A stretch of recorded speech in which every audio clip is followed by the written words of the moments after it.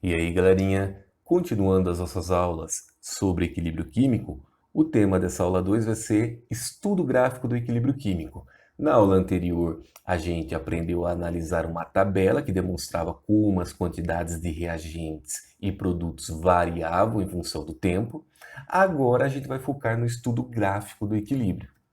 Aqui eu apresento para vocês a mesma equação química que a gente estudou na aula anterior, CO reagindo com NO2 formando CO2 e NO. A velocidade da reação direta vale V1 e a velocidade da reação inversa vale V2. Para a gente fazer uma análise de como a velocidade dessas reações, da reação direta e inversa, varia em função do tempo, a gente precisa escrever a equação da velocidade. Começando a escrever a equação da velocidade para a reação que acontece no sentido dos reagentes para os produtos, ou seja, no sentido direto, a gente tem que a velocidade no sentido direto é igual a uma constante de velocidade, aqui eu estou chamando a velocidade de V1 e a constante de velocidade de K1, vezes a concentração dos reagentes, CO e NO2. Considerando que essa reação é uma reação elementar, que acontece em uma única etapa, a ordem em relação ao CO, o expoente de CO, vai ser 1, já que o coeficiente de CO vale 1. A ordem em relação a NO2 vai ser 1, porque o coeficiente de NO2 vale 1. A gente viu em cinética química que as quantidades de reagentes diminuem conforme o tempo passa, porque eles são consumidos. Dessa maneira, conforme o tempo vai passando, o valor da concentração de CO e o valor da concentração de NO2 vai sendo cada vez menores. Com isso, na hora de fazer a multiplicação, cada vez o valor da velocidade vai ser menor. Assim, a gente tem que a velocidade da reação direta, como depende da concentração dos reagentes e eles são consumidos, a velocidade dessa reação direta vai diminuindo com o tempo. Se a gente montar um gráfico da velocidade em função do tempo, a gente vai ter uma curva descendente, como esse tipo aqui. Isso para a reação no sentido direto. Mas e para a reação no sentido inverso? Aí a gente tem que considerar que os produtos agem como se fossem reagentes. Então, na hora de escrever a lei da velocidade, a gente vai ter que V2 é igual a uma constante. Aqui é interessante chamar de V2 e K2 para diferenciar a velocidade da reação no sentido inverso da velocidade no sentido direto. Agora vai mudar. A gente vai ter que considerar K2 vezes a concentração de CO2 vezes a concentração do NO, porque o sentido com que a reação está acontecendo é no sentido inverso. Então é como se CO2 e NO atuassem como reagentes. Dito isso, a gente sabe que as quantidades de produtos aumentam conforme o tempo passa, já que CO2 e NO são produtos dessa equação. Se essas quantidades aumentam, os valores da concentração de CO2 e NO vai aumentando com o tempo. Logo, o valor da velocidade também vai aumentar com o tempo. Assim, se a gente montar um gráfico da velocidade da reação inversa em função do tempo, a gente vai ter uma curva ascendente como essa daqui. Então, a gente tem aqui os dois gráficos para a reação direta e para a reação inversa. Notem o seguinte, que embora para a reação direta a velocidade diminua e para a reação inversa a velocidade aumente com o tempo, ambas as curvas tendem para um valor. Note aqui que a velocidade da reação direta tende para um valor e a velocidade V2 também tende para um valor. Isso acontece porque a reação tende a entrar em equilíbrio. As velocidades vão tender para um único valor, para o mesmo valor, de modo a se tornarem iguais. Se a gente plotar as duas curvas anteriores em um mesmo gráfico, no mesmo plano cartesiano, a gente vai ter um resultado como esse daqui. Como é que eu sei que a curva superior está associada com a reação direta e a curva inferior está associada com a reação inversa? Ora, inicialmente a gente tem que considerar que não há produto dentro do recipiente fechado. Se não há produto dentro do recipiente fechado, a velocidade da reação no sentido inverso é zero. Por isso que essa curva inferior está partindo do marco zero, está partindo da origem do plano cartesiano. Portanto, essa curva aqui que eu estou chamando de V2 se refere a velocidade da reação no sentido inverso. E notem que a velocidade da reação no sentido inverso aumenta conforme o tempo passa, como a gente viu anteriormente, já que produtos são formados ao longo do tempo. E em relação aos reagentes? Bom, inicialmente a velocidade dos reagentes é máxima. Por quê? Porque inicialmente existe uma quantidade inicial de CO e NO2 que vai sendo consumida, que vai sendo diminuída conforme o tempo passa. Portanto, a curva superior é referente à velocidade da reação no sentido direto. E perceba que ela vai diminuindo conforme o tempo passa. E, importante, ambas as velocidades, os valores de V1 e de V2, tendem para um mesmo valor, ou seja, tendem a ficar iguais, já que a reação química tende ao equilíbrio. Equilíbrio químico é uma condição em que V1 é igual a V2. Por meio desse gráfico, a gente consegue também identificar o momento em que a reação entrou em equilíbrio, ou o tempo que a reação levou para estabelecer o equilíbrio químico. Note que, quando V1 é igual a V2, ocorre a formação de um patamar, ou seja, de uma linha horizontal paralela ao eixo do x. Se a gente traçar uma perpendicular interceptando o exato momento em que as duas curvas se encontram, formando esse patamar, e rebater para o eixo dos y, a gente tem o tempo de equilíbrio no eixo do x e a velocidade de equilíbrio no eixo dos y.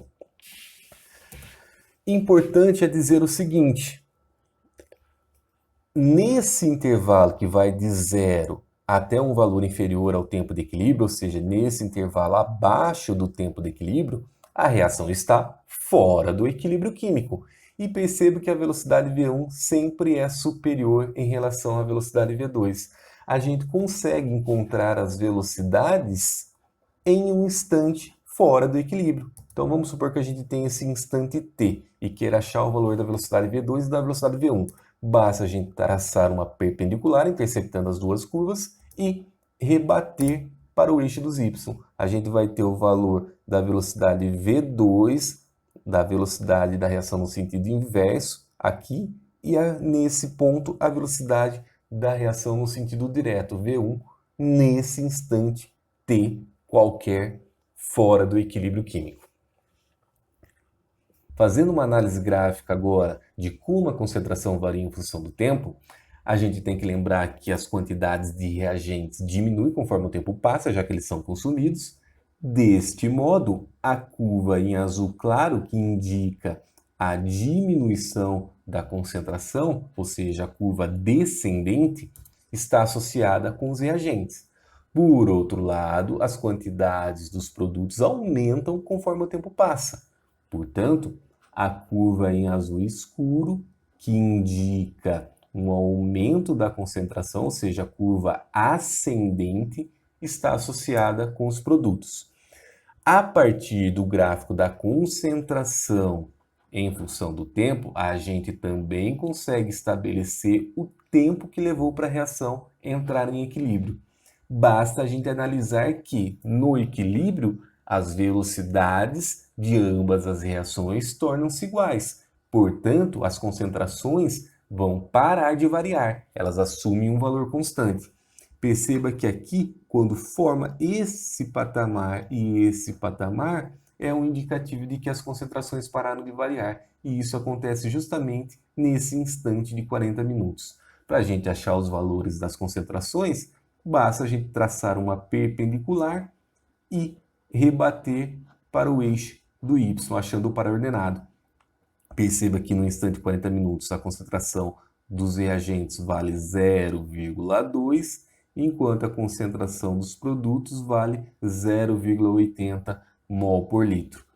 Sempre no equilíbrio, a concentração dos produtos vai ser superior à concentração dos reagentes? Não. Pode acontecer o contrário. A concentração dos reagentes pode ser superior à concentração dos produtos. E, um pouco mais difícil, mas também pode acontecer delas serem iguais. Portanto, existem três casos possíveis. Existe esse caso em que as quantidades de produtos superam as quantidades dos reagentes, quando a reação entra em equilíbrio. Pode acontecer o contrário e pode acontecer das quantidades tornarem-se iguais. Vamos fazer esse exercício para fixar o assunto? O enunciado diz assim: um estudante introduziu 0,40 mol de amônia gasosa em um recipiente fechado de 1 litro a 25 graus Celsius e observou as variações de concentração das espécies que participaram do equilíbrio químico amônia formando H2N2, ilustradas no gráfico ao lado. Com base nessas observações, é correto afirmar que o equilíbrio é inicialmente estabelecido no tempo. Aí ele dá diversas possibilidades. Então ele está perguntando em que instante a reação entrou em equilíbrio. Essa a reação representada por meio dessa equação química. Note que ele dá o gráfico da concentração em função do tempo. A amônia é um reagente, logo as quantidades diminuem conforme o tempo passa. H2N2 são produtos, logo as quantidades aumentam conforme o tempo passa, já que eles são produzidos. E claro, no equilíbrio químico, a velocidade da reação direta é igual à velocidade da reação inversa, e quando isso acontece, as concentrações deixam de variar, elas tornam-se constantes. Para a gente avaliar quando isso acontece, olha lá, percebam que no instante 16 segundos ocorreu a formação desses patamares, indicando que as concentrações de reagentes e de produtos pararam de variar, assumindo um valor constante. Portanto, é exatamente nesse instante que a reação entra em equilíbrio, ou seja, é nesse momento que V1 torna-se igual a V2. Letra D. Se a gente quisesse encontrar o valor das concentrações de cada uma dessas espécies no equilíbrio, bastava a gente rebater aqui, ó. Traça uma perpendicular, interceptou a curva do NH3, rebate para o eixo dos Y. Com isso, a gente consegue encontrar o par ordenado, 16, 0,1. 0,1 é a concentração do NH3 no equilíbrio químico. Do NO2 a gente faz a mesma coisa, traçou uma perpendicular até interceptar a curva do NO2, rebate para o eixo dos Y e o mesmo para o caso do H2. Notem que existem pontos aqui em que as curvas se interceptam. Vamos pegar um deles então para a gente analisar. Então, esse ponto aqui ele é gerado devido à interceptação existente entre a curva associada com o reagente NH3 e a curva associada com o produto N2. Exatamente quando acontece essa interceptação, as concentrações dessas duas espécies são iguais. Assim, sempre quando tiver um intercepto, a gente consegue estabelecer um momento em que as concentrações tornaram-se iguais. Então, a concentração do H2 é igual à concentração do NH3 no instante 13 segundos. E a gente consegue encontrar o valor obtendo o par ordenado aqui e achando o valor aqui de Y. Bom, pessoal, chegamos ao final dessa aula 2. Dúvidas, como sempre, vocês podem me procurar. Quero deixar um abraço a todos, dedicar bons estudos e até a nossa próxima aula.